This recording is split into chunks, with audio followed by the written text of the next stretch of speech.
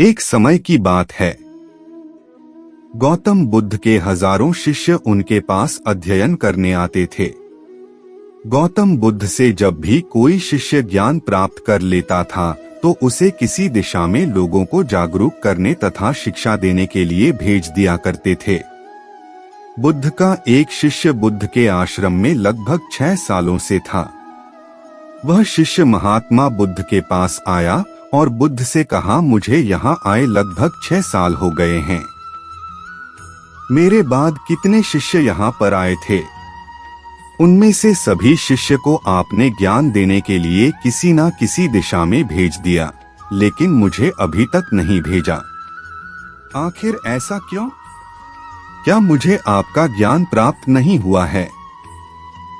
बुद्ध मुस्कुराए और बोले, ये तो तुम्हें खुद ही समझना पड़ेगा कि मेरा ज्ञान तुम्हें प्राप्त हुआ है या नहीं। शिष्य बोला, हे बुद्ध, आपने इच्छा सालों में जो मुझे उपदेश दिया है वह मुझे सब याद है। आपकी बताई हुई एक एक बात मुझे सब याद है। आप कुछ भी मुझसे पूछ सकते हैं। मैं हर प्रश्न का उत्तर देने के लिए तैयार हूँ। आप मुझे एक मौका तो दीजिए ताकि मैं किसी भी दिशा में जाकर लोगों को अपने ज्ञान के बारे में बता सकूं।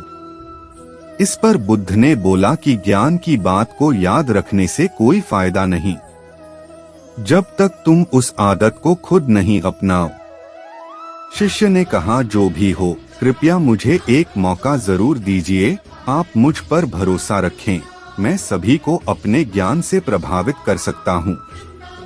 मैं लोगों को ऐसी बातें बता सकता हूँ जिससे लोगों के जीवन में शांति आ जाएगी और वह अपना शांतिपूर्ण जीवन जी पाएंगे।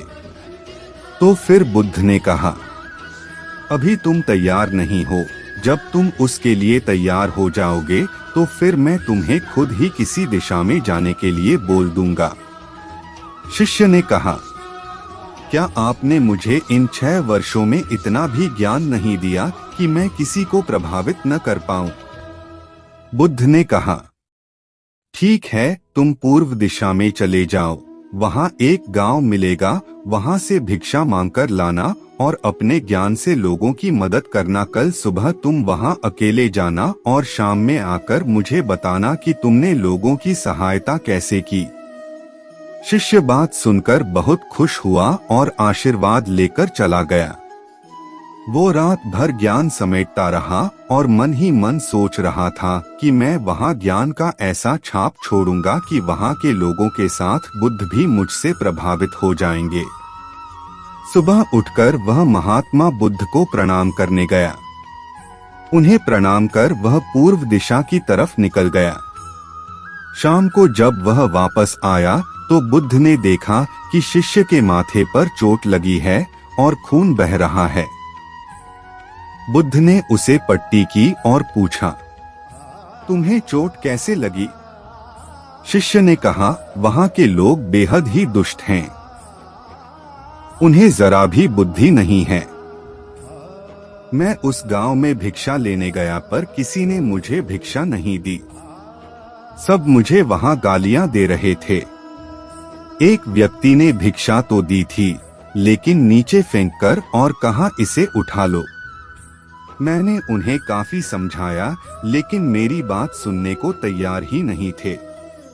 उन्होंने मेरे साथ हाथापाई की जिससे मुझे चोट लग गई। बुद्ध, आप मुझे दूसरी जगह भेजिए जहाँ के लोगों में ज्ञान हो, वो इस तरह ना हो। बुद्ध शिष्यों की बात सुनकर मुस्कुराए और बोले, अगर दूसरे गांव में भी ऐसे ही गांव के लोग होंगे तब तुम क्या करोगे? शिष्य ने कहा, हे बुद्ध, मैं ऐसे लोगों को कोई ज्ञान नहीं दे सकता। वह लोग अज्ञानी हैं, उन्हें कौन समझाए?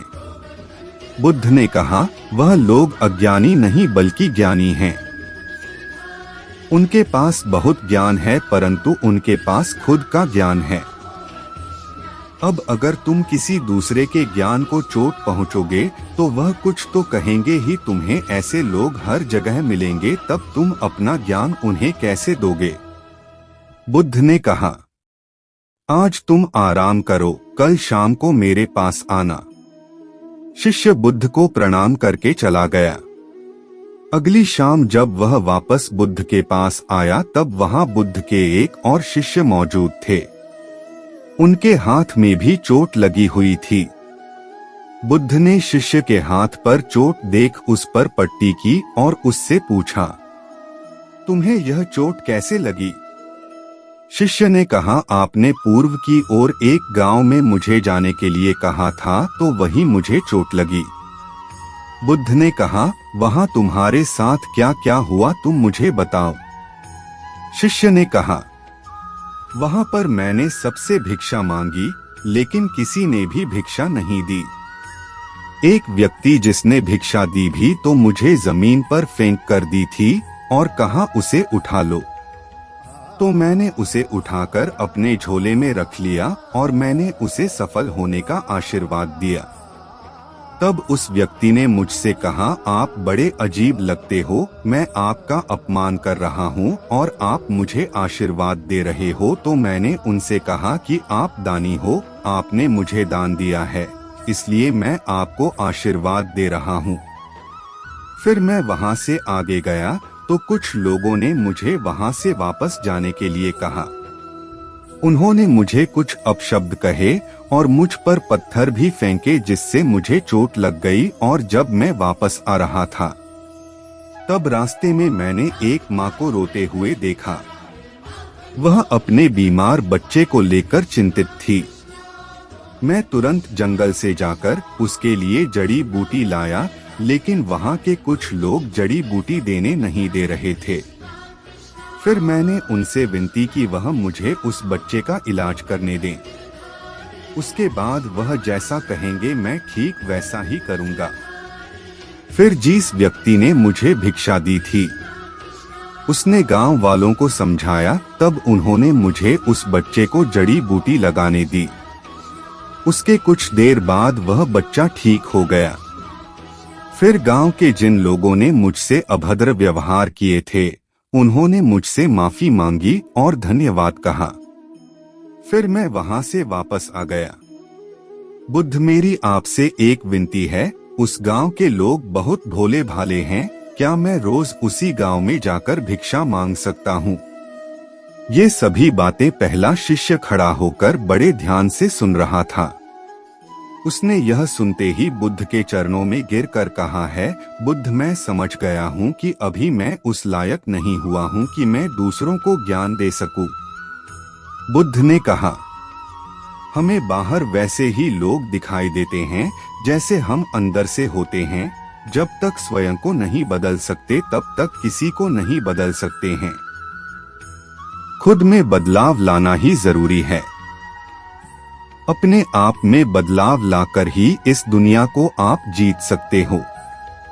मैं आशा करता हूँ इस कहानी से प्राप्त ज्ञान से अब आपके जीवन में सकारात्मक बदलाव जरूर आएगा।